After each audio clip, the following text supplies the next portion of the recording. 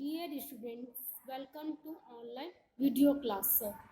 Today we will discuss about Commission for Educational Development के बारे में हम डिस्कस करेंगे, जिसमें हम यूनिवर्सिटी एजुकेशन कमीशन 1948 to 49 के बारे में डिस्कस करेंगे। 15 अगस्त 1947 को हमारा देश स्वतंत्र हुआ। हमने अपने राष्ट्र के पुनर्निर्माण के संबंध में कुछ अपने ढंग से सोचना शुरू किया। हर क्षेत्र में परिवर्तन और सुधार की प्रक्रिया आरंभ हुई, शिक्षा के क्षेत्र में भी। सबसे पहले हमारा ध्यान तत्कालीन उच्च शिक्षा पर गया, क्योंकि उस समय यह सैद्धांतिक अधिक थी और व्यवहारिक कम थी, और इसका स्तर भी अन्य देशों की तुलना में नीचे था। इसलिए केंद्रीय शिक्षा सलाहकार बोर्ड कैब और अंत विश्वविद्यालय शिक्षा परिषद IUBE ने भारत सरकार को यह सुझाव दिया कि भारत में एक ऐसे विश्वविद्यालय शिक्षा आयोग की नियुक्ति करे जो विश्वविद्यालय शिक्षा में सुधार के लिए सुझाव दे। इसी आधार पर भारत सरकार ने इस सुझाव के आधार पर 4 नवंबर 1948 को डॉक्टर सर्वपल्ली राधाकृष्णन की अध्यक्षता में यूनिवर्सिटी एजुकेशन कमीशन की नियुक्ति की। आयोग के अन्य सदस्य थे डॉक्टर जाकिर हुसैन, लक्ष्मण स्वामी मुदालियर, डॉक्टर आर्थन मॉर्गन और डॉक्टर जेम्स।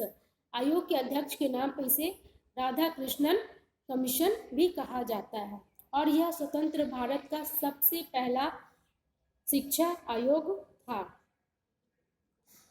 अब हम देखेंगे function and area of commission.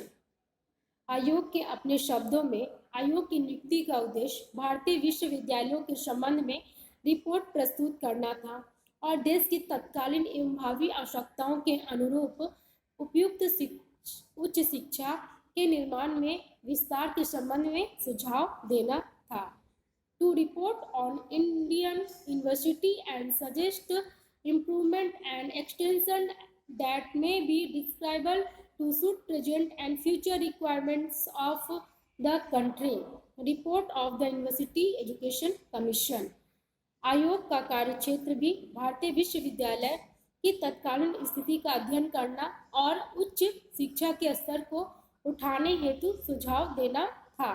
इसे संक्षेप में इस प्रकार क्रमबद्ध किया जा सकता है। तत्कालीन भारतीय विश्वविद्यालयों का अध्ययन कर उनके दोषों का पता लगाना, इनके प्रशासन एवं वित्त के संबंध में सुझाव देना, इनके संबंध महाविद्यालयों के प्रशासन एवं वित्त के संबंध में सुझाव देना, उच्च शिक्षा के संबंध में सुझाव देना, साथ ही आपके उच्च शिक्षा के उद्देश्य निश्चित करना, पाठ्यचर्या में सुधार करना, शिक्षण स्तर को ऊंचा उठाना और शिक्षा के माध्यम की समस्या पर अपनी सम्मति देना, और प्राध्यापकों की नियुक्ति, वेतनमान और सेवा शर्तों का सुझाव देना, छात्रों में फैली हुई अनुशासनहीनता को दूर करने के उपाय खोजना और छात्रों के कल्याण के लिए योजना प्रस्तुत करना, ये सारे यूनिवर्सिटी एजुकेशन के कार्य क्षेत्र थे। Report of commission. आयोग ने तत्कालीन भारतीय विश्वविद्यालय की स्थिति, उनकी समस्या और उन समस्याओं को दूर करने के उपायों के संबंध में एक प्रश्नावली तैयार की और उसे उच्च शिक्षा से जुड़े लगभग 1000 व्यक्तियों के पास भेजा। इनमें से 600 व्यक्तियों ने प्रश्नावली भरकर भेजी, उसका उत्तर दिया। आयोग ने इनका सांख्यिकीय विवरण तैयार किया और इस अध्ययन में उनका दूसरा कदम था स्वयं भारतीय विश्वविद्यालयों का प्रत्यक्ष रूप से अध्ययन करना। विश्वविद्यालयों के कुलपतियों, प्राध्यापकों और छात्रों से भेंट कर उनकी कठिनाइयों को समझना, उनकी मांगों को सुनना और उनके सुधार संबंधी विचारों को जानना। आयोग ने इस अध्ययन का भी पूरा लेखा जोखा तैयार किया। इसके बाद आयोग ने इन दोनों अध्ययनों के आधार पर विचार विमर्श किया और एक विस्तृत रिपोर्ट तैयार की, जिसे 25 अगस्त 1949 को भारत सरकार को प्रेषित कर दिया गया। यह प्रतिवेदन 747 पेज का एक वृहद दस्तावेज डॉक्यूमेंट्स है, जो 15 चैप्टर्स में डिवाइड किया गया है, 15 अध्यायों में से विभाजित किया गया है। अब हम देखेंगे main suggestions of Radhakrishnan commission. Radhakrishnan आयोग के मूल रूप से विश्वविद्यालय उच्च शिक्षा के संबंध में सुझाव दिए गए। यह बात दूसरी की उच्च शिक्षा में गुणात्मक सुधार हेतु कुछ सुझाव उसके पूर्व की माध्यमिक शिक्षा में सुधार के लिए भी दिए गए। आयोग की विश्वविद्यालय शिक्षा संबंधी सुझाव को हम निम्न रूप से क्रमबद्ध कर सकते हैं। फर्स्ट हमारा है ऑब्जेक्टिव ऑफ यूनिवर्सिटी एजुकेशन, जिसमें है कि उद्देश्य क्या है विश्वविद्यालय शिक्षा के उद्देश्य। फर्स्ट है इसमें हमारा नेतृत्व, नैतिक, राष्ट्रीयता एवं अंतर्राष्ट्रीय सद्भावना का विकास करना, leadership, moral and national and international feelings का डेवलपमेंट करना, साथ ही सेंट्रल एडवाइजर ऐसी हो जिसके द्वारा ऐसी शिक्षा मिले से जिससे हमें जॉब आसानी से मिल सके।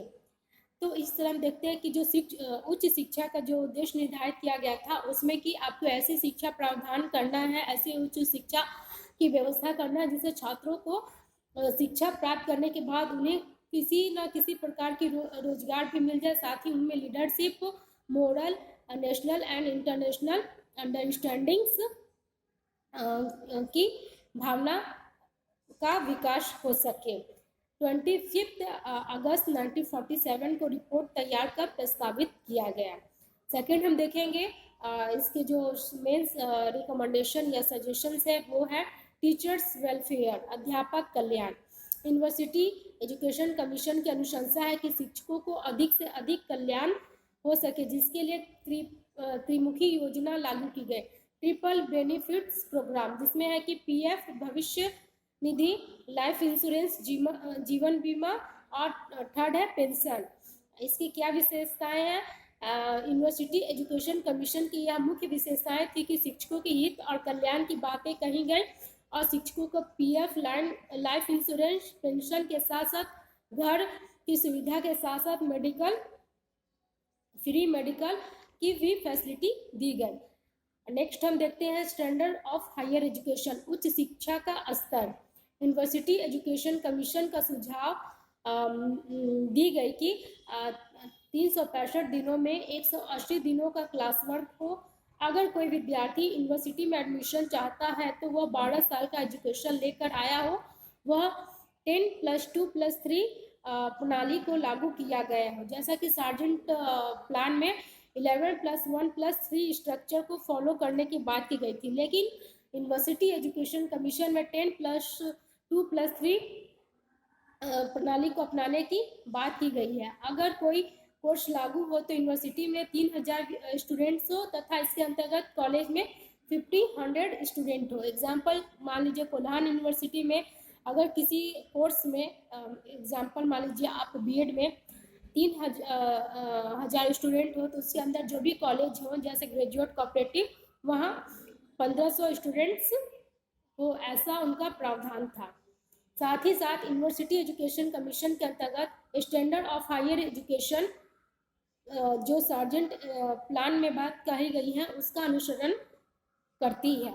नेक्स्ट है हमारा सजेशन कोर्स ऑफ स्टडी, अध्ययन पाठ्यक्रम। यूनिवर्सिटी एजुकेशन कमीशन की अनुशंसा है कि 4th पेपर कंपलसरी हो और 1 पेपर ऑप्शनल वैकल्पिक हो। शिक्षा बाल केंद्रित हो, चाइल्ड सेंटर एजुकेशन हो और बच्चों के लगाव के लिए एक्टिविटी किया जाए। नेक्स्ट है हमारा post graduate education and research, स्नातकोत्तर शिक्षा एवं शोध के लिए पीएचडी का कोर्स 2 साल का हो। सेमिनार का आयोजन किया जाए, इसका चयन ऑल इंडिया लेवल पर हो। स्टूडेंट का एडमिशन अखिल भारतीय परिषद पर हो और उसके लिए एक स्पेशल पेपर हो और उसका वोकेशनलाइजेशन किया जाए। पीएचडी जो हो वो थीसिस और वाइवा दोनों के आधार पे किया जाए, ऐसा यूनिवर्सिटी एजुकेशन कमीशन के सुझाव थे। नेक्स्ट है वोकेशनल एजुकेशन, व्यावसायिक शिक्षा। यूनिवर्सिटी एजुकेशन कमीशन की ये अनुशंसा है कि 4 प्रकार को व्यावसायिक 4 प्रकार की व्यावसायिक शिक्षा दी जाए, जिसमें है कृषि, एग्रीकल्चर, चिकित्सा, कानून और तकनीकी शिक्षा, टेक्निकल एजुकेशन। ये सभी व्यावसायिक शिक्षा पर सबसे ज़्यादा ध्यान कृषि को पर फोकस किया गया, कृषि को ज़्यादा प्राथमिकता दी गई।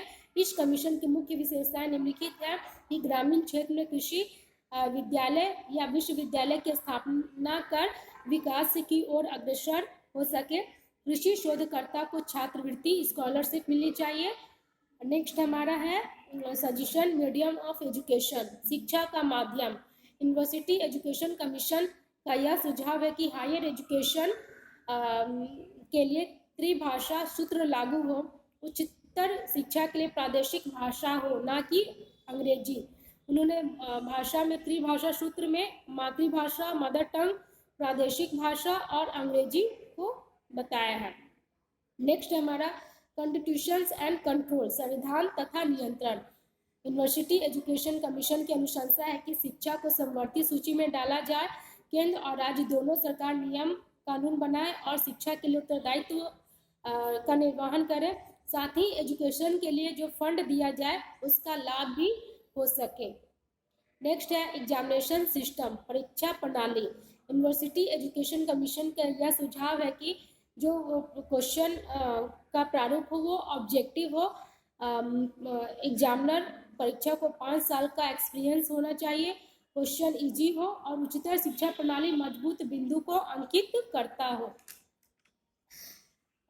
साथ ही जो इवैल्यूएशन करने की बात की गई है वो है फर्स्ट डिवीजन आपका 17% में होना चाहिए, सेकेंड डिवीजन 55% में और थर्ड डिवीजन 40% में उन्होंने स्कोरिंग करने को बताया है। नेक्स्ट है स्टूडेंट वेलफेयर, छात्र कल्याण। यूनिवर्सिटी एजुकेशन की अनुशंसा है कि छात्र कल्याण को देखते हुए हर कॉलेज में एक छात्र कल्याण परिषद की स्थापना हो। साथ ही साथ मेजरमेंट की जाए जिससे छात्र हित का ध्यान रखा जाए और छात्रों को कॉलेज में होने वाले गतिविधियों में के लाभों से उन्हें अवगत कराने की बात यूनिवर्सिटी एजुकेशन कमीशन में कही जाती है। नेक्स्ट है हमारा रिलीजियस एजुकेशन, धार्मिक शिक्षा। यूनिवर्सिटी एजुकेशन कमीशन का यह सुझाव है कि छात्रों को किसी भाषा विशेष या धर्म शिक्षा की बात न करें। विविध धर्मों में जो महापुरुष है उनके दर्शन से अवगत कराया जाए और शिक्षा का अध्ययन कराया जाए, जैसे स्वामी विवेकानंद के दर्शन पर आधारित शिक्षा या गांधी जी के दर्शन पर आधारित शिक्षा या आपके अरबिंदो पे आधारित के दार्शनिक शिक्षा का अध्ययन कराया जाए। तो ऐसे शिक्षा की बात वे करते हैं। नेक्स्ट है कॉमर्स एजुकेशन, वाणिज्य शिक्षा। यूनिवर्सिटी एजुकेशन कमीशन की अनुशंसा है कि एमकॉम में प्रैक्टिकल वर्क रखा जाए। स्नातक और स्नातकोत्तर में कॉमर्स स्टूडेंट को 3 साल का वाणिज्य व्यापार संस्था में काम करने का अनुभव होना चाहिए। नेक्स्ट हमारा टीचर ट्रेनिंग, शिक्षक प्रशिक्षण। यूनिवर्सिटी एजुकेशन कमीशन का सुझाव है कि एमएड में नामांकन के पहले शिक्षक प्रशिक्षण करें, मतलब उन्हें ट्रेनिंग लेना आवश्यक है, या 2 साल का बेसिक कोर्स करें। बीएड 2 साल का, एमएड 1 साल का हो और छात्र अध्यापिका मूल्यांकन शिक्षण कौशल पर हो। तो इससे हम देखते हैं कि उन्होंने टीचर ट्रेनिंग की बात की है। साथ ही एक यहाँ पे कोटेशन स्कॉलर का कि जरूरी नहीं कि एक अच्छा विद्यार्थी एक अच्छा शिक्षक भी हो सकता है। इसलिए हमें जो अगर जरूरी नहीं कि जो अच्छा स्टूडेंट हो वो अच्छा टीचर भी बने, जो एवरेज स्टूडेंट होते हुए अच्छे टीचर भी बन सकते हैं। तो उन्हें प्रॉपर वे में ट्रेनिंग देने की बात पे भी फोकस की गई है। नेक्स्ट हमारा विमेंस एजुकेशन, नारी यूनिवर्सिटी एजुकेशन कमीशन का सुझाव है कि विमेंस एजुकेशन के लिए करिकुलम में ऐसे शिक्षाएं डाली जाए जो उसके लिए सहज और रुचिकर हो, जैसे home science, nursery, fine art, art and craft etc. Next है हमारा फाइनेंस एजुकेशनल फाइनेंस, शैक्षिक वित्त। यूनिवर्सिटी एजुकेशन कमीशन की अनुशंसा है कि फाइनेंस की स्थापना की जाए। इसके लिए 1953 में यूजीसी यूनिवर्सिटी ग्रांट कमीशन की स्थापना की गई और यह 1956 से काम करने लगी। नेक्स्ट हमारा यूनिवर्सिटी एडमिनिस्ट्रेशन एंड ऑर्गेनाइजेशन, विश्वविद्यालय प्रशासन एवं संगठन। यूनिवर्सिटी एजुकेशन के अनुसंस्था के विश्वविद्यालय प्रशासन एवं संगठन को समवर्ती सूची में डाला जाए। प्राइवेट संस्थान को यूनिवर्सिटी ग्रांट देने के लिए सेंट्रल प्लान कमीशन उनका आंतरिक मूल्यांकन करे। विश्वविद्यालय के संगठन करने में कम से कम 12 से 15 मेंबर्स हो। नेक्स्ट एंड लास्ट हमारा जो रिकमेंडेशन या सुझाव है वो है रूरल यूनिवर्सिटी, ग्रामीण विश्वविद्यालय। यूनिवर्सिटी एजुकेशन कमीशन का कहना है कि ग्रामीण क्षेत्रों में जो विद्यार्थी शहर नहीं आ सकते, इसके लिए गांव में ग्रामीण विश्वविद्यालय रूरल यूनिवर्सिटी की स्थापना की जानी चाहिए और पाठ्यक्रम में वही विषय डालना चाहिए जो ग्रामीण क्षेत्रों में उपयोगी हो, जैसे भूमि सुधार, जल सुधार, कृषि, पशुपालन, जल नियंत्रण, समुदाय का विकास इत्यादि। इस तरह से उन्होंने अपने 17 रिकमेंडेशन दिए हैं, जिसके आधार पे यूनिवर्सिटी एजुकेशन या उच्च शिक्षा के विकास की बात करते हैं। उसके लिए उद्देश्य, करिकुलम, शिक्षण विधि, शिक्षण स्तर, उच्च शिक्षकों के वेतनमान, सेवा शर्तें सभी आदि कुछ वे निर्धारित करते हैं। अब हम इवैल्यूएशन ऑफ राधाकृष्णन कमीशन या यूनिवर्सिटी एजुकेशन कमीशन के बारे में देखते हैं। राधाकृष्णन आयोग का मूल्यांकन या गुण या दोष। भारत के शिक्षा जगत में यह पहला आयोग था जिसने एक प्रश्नावली के माध्यम से शिक्षा से जुड़े सभी व्यक्तियों के विचार को जाने और उन्हें अपने प्रतिवेदन में स्थान दिया, और इसके सुझाव उपयोगी होना निश्चित था। परंतु आज की दृष्टि से इसके कुछ सुझाव देखें तो बड़े अटपटे थे। उन्हें हम इस आयोग के दोष मान सकते हैं, लेकिन सरकार ने इसके कुछ उपायों को समयबद्ध रूप से लागू किया और उसके अच्छे परिणाम हुए। यहाँ इस आयोग के हम गुण, दोष या प्रभाव के रूप में उसे व्यक्त कर सकते हैं। सबसे पहले हम मेरिट्स ऑफ राधाकृष्णन कमीशन के बारे में देखते हैं।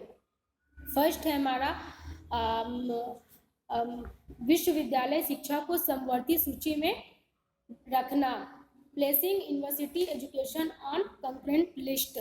आयोग ने विश्वविद्यालय शिक्षा को समवर्ती सूची में रखने का सुझाव दिया और उसकी व्यवस्था करना केंद्र एवं प्रांतीय सरकारों दोनों को संयुक्त उत्तरदायित्व बनाने का सुझाव दिया। किसी भी देश में उच्च शिक्षा की व्यवस्था राष्ट्रीय महत्व की शिक्षा होती है।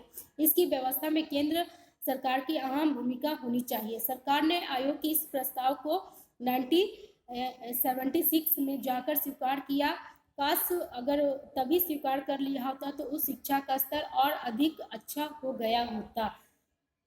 ये यूनिवर्सिटी ने अपनी रिपोर्ट 1949 में दी थी। अगर उस समय इस रिपोर्ट के आधार पे एजुकेशन को कंकरेंट लिस्ट में डाल दिया जाता तो और आज की परिदृश्य में उच्च शिक्षा का और अधिक विकास हुआ रहता, लेकिन उसने 1976 में एजुकेशन को कंकरेंट लिस्ट में डाला। नेक्स्ट हमारा विश्वविद्यालय अनुदान आयोग का गठन,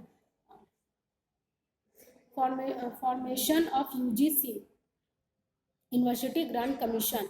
आयोग ने विश्वविद्यालय शिक्षा के स्तर को बनाए रखने और विश्वविद्यालयों में उसके संबंध महाविद्यालयों को आवश्यकतानुसार अनुदान देने के लिए विश्वविद्यालय अनुदान आयोग यूनिवर्सिटी ग्रांट कमीशन का गठन के सुझाव दिया और 1953 में यूनिवर्सिटी ग्रांट कमिटी को विश्वविद्यालय यूनिवर्सिटी कमीशन के रूप में बदल गया और 1956 में इसे कानून के द्वारा स्वतंत्र संस्था का दर्जा देते हुए ऑटोनोमस का दर्जा देते हुए यह संस्था उच्च शिक्षा संस्थाओं के उन्नयन और उच्च शिक्षा के पाठ्यक्रमों के उन्नयन और शोध कार्यों को बढ़ावा देने में बड़ी सफल रही है।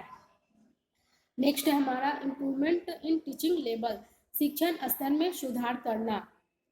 यूनिवर्सिटी एजुकेशन कमीशन के द्वारा जो भी यूनिवर्सिटी और उसके संबंध कॉलेज है उनकी दशा सुधारने का सुझाव दिया। साथ ही उनमें योग प्राध्यापकों की नियुक्ति का सुझाव दिया, योग छात्रों को प्रवेश देने का सुझाव दिया, कार्य दिवस बढ़ाने का सुझाव दिया, ट्यूटोरियल सिस्टम लागू करने का सुझाव दिया और विषय गोष्ठी वर्कशॉप का आयोजन करने का सुझाव दिया। इन सबसे शिक्षण प्रभावशाली होना निश्चित था। नेक्स्ट है हमारा शिक्षकों के वेतनमान और सेवा शर्तों में सुधार, improvement in teachers salary and service condition. आयोग ने उच्च शिक्षा के शिक्षकों के वेतन मान बढ़ाने और सेवा शर्तों में सुझाव दिया। साथ ही योग्य व्यक्तियों को इस पेशे में आने के लिए आकर्षित किया। इसके लिए उन्होंने सैलरी में इम्प्रूवमेंट किया, वृद्धि किया। साथ ही बहुत सारी फैसिलिटी, पीएफ, लाइफ इंश्योरेंस, घर की फैसिलिटी, फ्री मेडिकल चेकअप, ये सारे फैसिलिटी उन्होंने प्रोवाइड कराया। नेक्स्ट हमारा improvement of qualification and research work for promotion, पदोन्नति के लिए योग्यता एवं शोध कार्य को महत्व। अब तक विश्वविद्यालयों में शिक्षकों की पदोन्नति केवल वरिष्ठता, सीनियरिटी के आधार पर होती थी, लेकिन आयोग ने इसे वरिष्ठता के साथ साथ योग्यता और शोध कार्य के आधार पर देने की सिफारिश की, परंतु सरकार ऐसा नहीं कर सकी। अन्यथा इससे उच्च शिक्षक अपनी योग्यता और शोध क्षमता विकसित करते। मतलब अगर इस बात को माना जाता है तो आज जो भी प्रोफेसर्स हैं वो अपने रिसर्च वर्क्स और अपने एबिलिटी को बढ़ाने पे ध्यान देते। नेक्स्ट हमारा विश्वविद्यालय परीक्षाओं में सुधार के लिए रचनात्मक सुधार, creative tips of improve university exam. इस आयोग ने विश्वविद्यालय परीक्षाओं में जो निंदात्मक परीक्षा है, ऐसे टाइप क्वेश्चन के लिए इन्होंने सुझाव को हटाने का सुझाव दिया। साथ ही साथ ऑब्जेक्टिव टाइप क्वेश्चन की शुरुआत करने के लिए इन्होंने समर्थन दिया। साथ ही इस दिशा में ईमानदारी से प्रयत्न किया जाने की बात की गई, जिससे कि जो परीक्षा है उसे विश्वसनीय बनाया जाए। नेक्स्ट है हमारा शिक्षार्थियों के लिए कल्याण योजनाएं, welfare scheme for education students. इस आयोग ने विश्वविद्यालय और संबद्ध महाविद्यालयों में अनेक छात्रों के लिए कल्याणकारी योजना, जिसमें छात्र कल्याण बोर्ड का गठन किया गया, जिसके आधार पर खेल कूद, स्पोर्ट एंड फिजिकल एजुकेशन की उचित व्यवस्था की गई। साथ ही साथ शारीरिक शिक्षा निदेशालयों की नियुक्ति की गई। छात्रों की समस्याओं के समाधान करने के लिए छात्र अधिवक्ताओं की नियुक्ति की गई, जो छात्रों का उचित मूल्य पर मध्याह्न भोजन की व्यवस्था कर सके और उनके आवास के लिए छात्रावासों की व्यवस्था कर सके। साथ ही छात्र के हितों की बातों को समर्थन देने के सुझाव भी दिए गए। इस तरह हम देखते हैं कि यूनिवर्सिटी एजुकेशन कमीशन के जो मेरिट्स हैं उनमें है कि आरटीआई की सबसे पहले शिक्षा को समवर्ती सूची में रखने की बात की गई। फिर शिक्षण स्तर में सुधार की जोर दी गई। शिक्षकों के वेतनमान और सेवा शर्तों में सुधार किया गया। शिक्षार्थियों के कल्याणकारी योजनाओं को बताई गई। साथ ही पदोन्नति के लिए योग्यता और शोध कार्य को महत्व दिया गया तथा परीक्षा प्रणाली में सुधार करने की बात की गई। तो इससे हम देखते हैं कि ये सारे जो तथ्य हैं वो विश्वविद्यालय शिक्षा आयोग के गुण हैं। अब हम देखेंगे demerits of university education commission या राधाकृष्णन कमीशन। विश्वविद्यालय शिक्षा आयोग के अवगुण या दोष। जैसा कि मैंने आप लोगों को प्रारंभ में कहा था कि इस आयोग के कुछ जो सुझाव थे वो बड़े अटपटे थे। अगर उन सुझावों को देखा जाए तो उनके हम दोष बता सकते हैं। इनमें फर्स्ट है हमारा उच्च शिक्षा के उद्देश्यों की व्यापकता, comprehensive of objective of higher education. आयोग ने उस शिक्षा के द्वारा व्यक्ति के शारीरिक, मानसिक, सामाजिक, सांस्कृतिक, चारित्रिक, राजनैतिक, आर्थिक और आध्यात्मिक सभी प्रकार के विकास की बात की है। वास्तव में तो ये किसी भी समाज के समान और अनिवार्य एवं निःशुल्क शिक्षा के उद्देश्य होते हैं। इनकी प्राप्ति के लिए तो प्रारंभ से ही प्रयत्न करना चाहिए। उच्च शिक्षा के उद्देश्य तो विशिष्ट और सीमित होने चाहिए।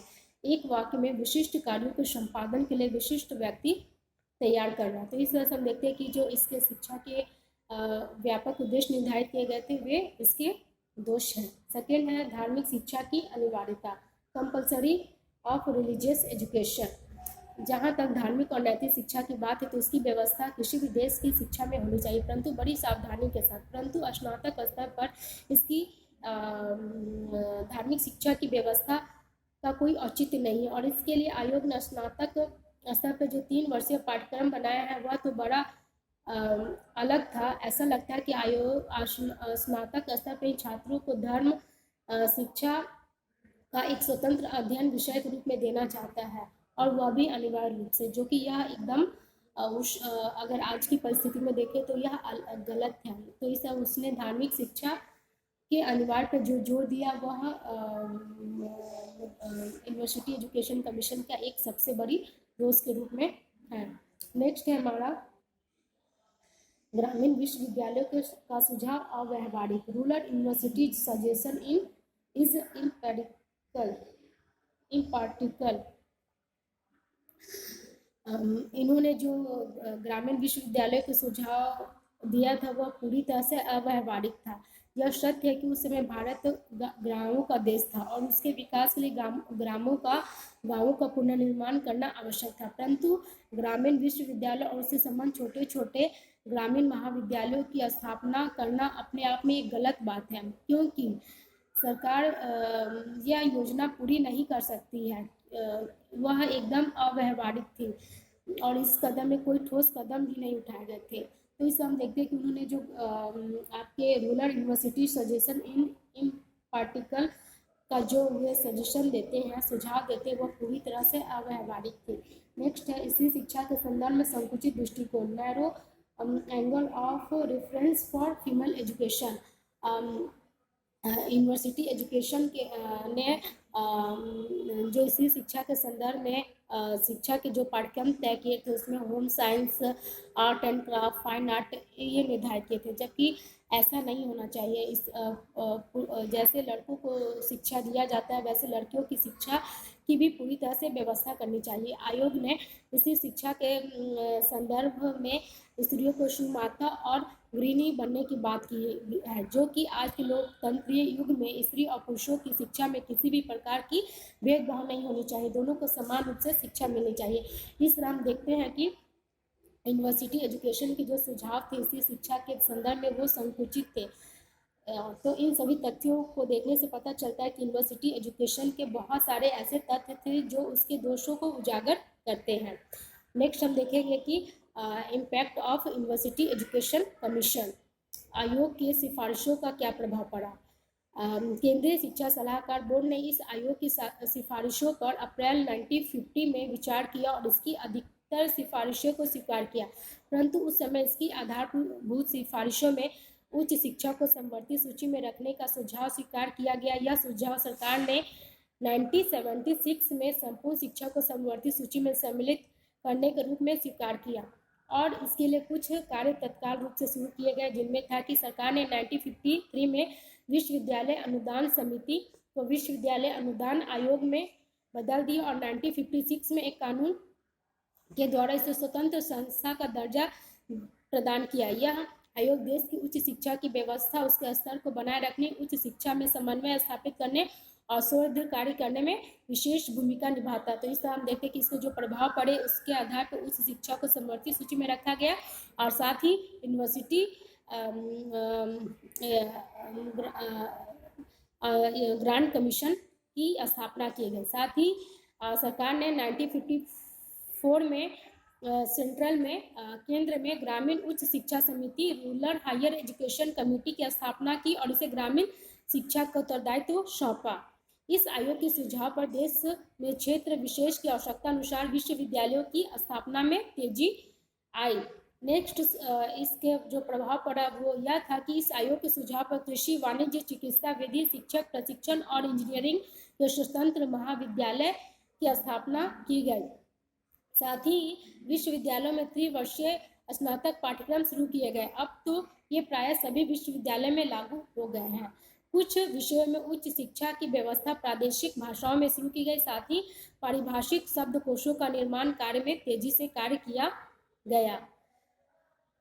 विश्वविद्यालय शिक्षा आयोग के सिफारिशों के प्रभाव के आधार पर विश्वविद्यालयों और महाविद्यालयों में 1948 में एनसीसी राष्ट्रीय कैडेट कोर और 1969 में राष्ट्रीय सेवा योजना एनएसएस की शुरुआत की गई। नेक्स्ट विश्वविद्यालय और महाविद्यालयों में शिक्षकों के वेतनमान में वृद्धि की गई और उनकी सेवा शर्तों में सुधार किया गया।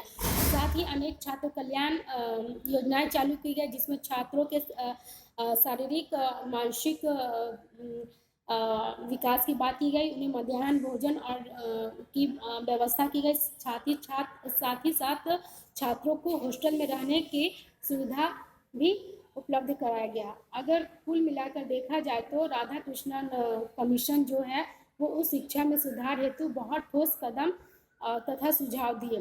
तत्कालीन राष्ट्रपति डॉक्टर राजेंद्र प्रसाद ने कहा था, डॉक्टर राजेंद्र प्रसाद के शब्दों में, आयोग ने हमारी विश्वविद्यालय शिक्षा पर गंभीरता पूर्वक मनन करते हुए प्रतिवेदन प्रस्तुत किया है और साथ ही यह अमूल सुझाव भी दिए हैं, परंतु ऐसा भी नहीं है कि उसके सभी सुझाव उपयोगी थे। कुछ सुझाव तो उसके एकदम अव्यावहारिक थे, जैसे देश भर में ग्रामीण विश्वविद्यालय और उनसे संबंध छोटे छोटे महाविद्यालयों की स्थापना करना।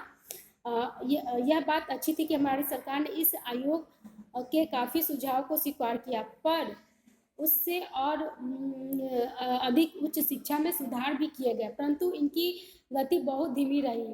अगर इन सुझावों को देखा जाए तो अगर इन्हें तत्काल पालन किया जाता, उस पर काम किया जाता, तो आज उच्च शिक्षा का हमारे देश में नक्शा ही कुछ अलग होता, उसकी संरचना ही कुछ अलग रहती, साथ ही साथ उसके विकास के जो स्तर थे वो भी काफ़ी अच्छा होता। तो इससे हम देखते हैं कि विश्वविद्यालय शिक्षा आयोग या यूनिवर्सिटी एजुकेशन कमीशन या राधा कृष्णन कमीशन जो है वो विश्वविद्यालय शिक्षा पे फोकस करती है और विश्वविद्यालय शिक्षा के संदर्भ में उसके उद्देश्य, पाठ्यक्रम, शिक्षण विधि, प्राध्यापकों के सेवा शर्तों और वेतनमान सभी के बारे में अपने महत्वपूर्ण सुझाव देती है। साथ ही साथ गांवों के विकास के लिए गांवों में ग्रामीण विश्वविद्यालय की स्थापना करने के साथ साथ उसमें कृषि, तकनीकी, वाणिज्य, व्यापार की शिक्षा देने की बात करती है और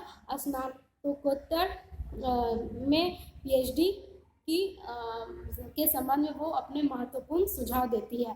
इस आधार पर हम कह सकते हैं कि यूनिवर्सिटी एजुकेशन कमीशन जो है वो विश्वविद्यालय शिक्षा के संदर्भ में अपने सुझावों के द्वारा विश्वविद्यालय शिक्षा के प्रसार और उन्नयन में एक महत्वपूर्ण भूमिका अदा करती है। आई होप कि आप लोगों को यह वीडियो लेक्चर पसंद आया हो। प्लीज़ जिन्हें नहीं आया हो वो डिस्कस कीजिएगा। Take care and thank you.